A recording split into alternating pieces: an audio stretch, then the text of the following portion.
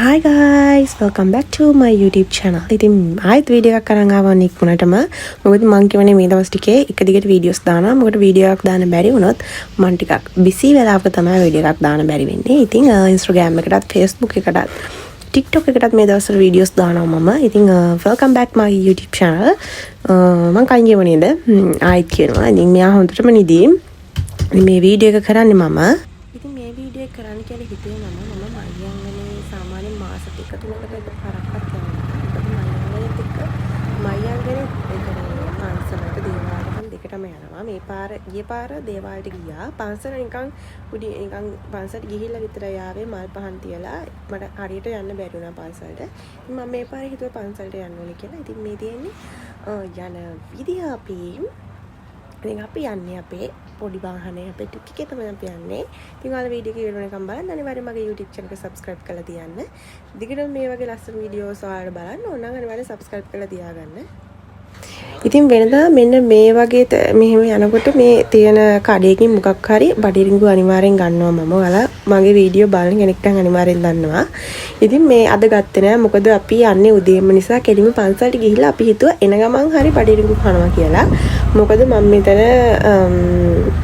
උදේම යන්නේ කියන්නේ පන්සලට යනකොට මොකද මයංගනේ පන්සලට අවුව වැටෙනවා පස්සේ හරි අමාරුයි ඇවිදින්න. ඒක නිසා උදේම යනවා කියලා හිතුවා. උදේම කියන්නේ උදේ 4ට විතර තමයි අපි යන්න පිටත් උනේ. ඉතින් වීඩියෝ එක වෙනකම් බලන්න අනිවාර්යෙන් subscribe කරලා තියන්න මගේ YouTube channel එක.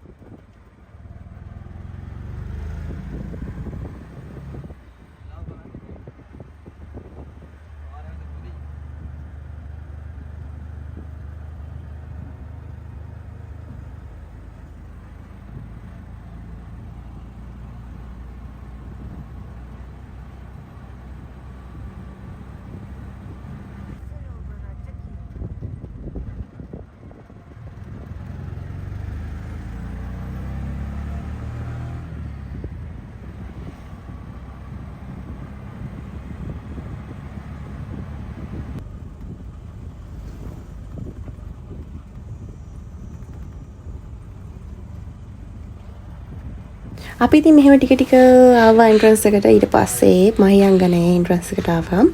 ඊට පස්සේ දේවාලේ entrance එකට ආවේ. ඊට පස්සේ අපි මහියංගනේ පන්සල ඇතුළට ගියා. පන්සල ඇතුළේ තියෙන වාහන පාක් එකට තමයි ගියේ මුලින්. අපි මොකද අපේ ටික දාලා අපි එහෙම මලුයි හඳුන් කූරුයි ඒ වාරගෙන අපි යන්න ඕනේ පන්සලට.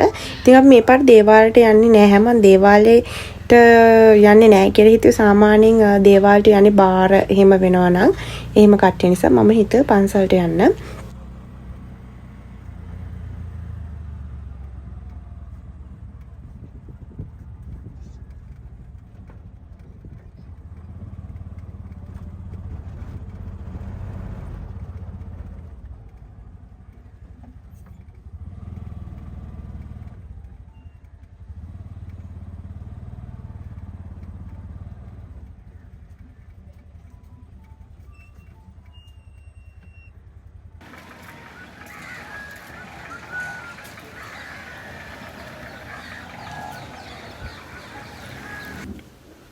මල් තිබුණ නැති නිසා තමයි මම මෙහෙම මල් අරන් ගියේ. සාමාන්‍යයෙන් මම යනවා නම් අනිවාර්යෙන් මල් අනිවාර්යෙන් අරන් යන්නේ ගෙදරින්.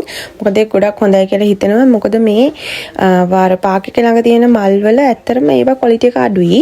ඉතින් හොඳ මල් හොයාගන්න අමාරුයි. ඉතින් ඒක නිසා කමක් නැහැ කියලා මම මල් ගත්තා. මලුයි හඳුන් කූරුයි පොල් තෙල් ගත්තා. ඊට පස්සේ පහන් ටිකක් ගත්තා. මොකද අපි අනිවාර්යෙන් පන්සලට ගිහින් පහන් පත්තු කරන්න ඕන නිසා.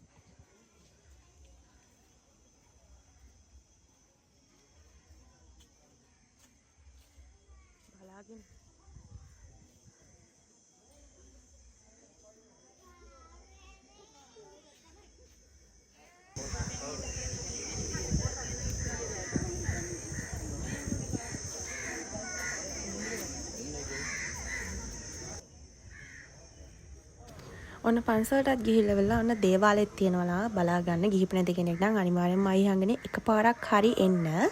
ඉතින් මහියංගනේට ළඟයි කියලා දන්නේ මම සොරබොර. ඉතින් අපි සොරබොරත් යන්න තමයි හිතාගෙන ආවේ. ඊට පස්සේ සොරබොර ගියා කොහොම හරි. මම මේ සොරබොර යනකොට ගත්ත වීඩියෝස් ටිකක් තමයි ගත්තේ මම. සොරබොර ඇත්තටම මම දන්නේ මහියංගනේ ගොඩක්ම ළඟයි කියලා. මම හිතුවේ ටිකක් දුර ඇති කියලා. එතනම ගොඩක්ම ළඟ නිසා තමයි අපි සොරබොර එදා ගියේ. අපි යනකොට කොහොම හරි උදේ 11:00මාර විතර වෙලා. මොකද පන්සලට ගිහලා ටික වෙලාවක් පන්සලේ හිටපු නිසා සොරබොර අනිවාර්යෙන් යන්න ඕනේ කියලා මම හිතාගෙන හිටියේ. සොරබොරට ගිහිල්ලා අපි කාලා බීලා මම කන බොන වීඩියෝස් නම් ගත්තේ නැහැ. මොකද ඒ වීඩියෝස් ගන්න බෑ ඔයත් එක්ක හරි අමාරු වීඩියෝ කරගන්න. ඉතින් මේ බලා මෙහෙම යනකොට තමයි වීඩියෝ එකක් හරි ගන්න පුළුවන්. ඉතින් ඒක නිසා සාමාන්‍යයෙන් කෑම අපි කනකොට මොනවා හරි ඉක්මනට අල්ලනවා. ඒක අල්ලලා අදිනවා එයා කන්න බලනවා. ඉතින් ඒක නිසා මට මේ වීඩියෝස් කරගන්න බැරි වුණා. ඒක නිසා මම ඔයාලට මේ වීඩියෝස් ගෙනාවා. ඉතින් සොරබොර ගිහින් නැති කෙනෙක් නම් ඔයත් අනිවාර්යෙන් යන්න. මාර ලස්සන. මම ලංකාවේ මේ වගේ ලස්සන දැන් තියෙනවා කියන්නේ අපි ආඩම්බර වෙන්න ඕන.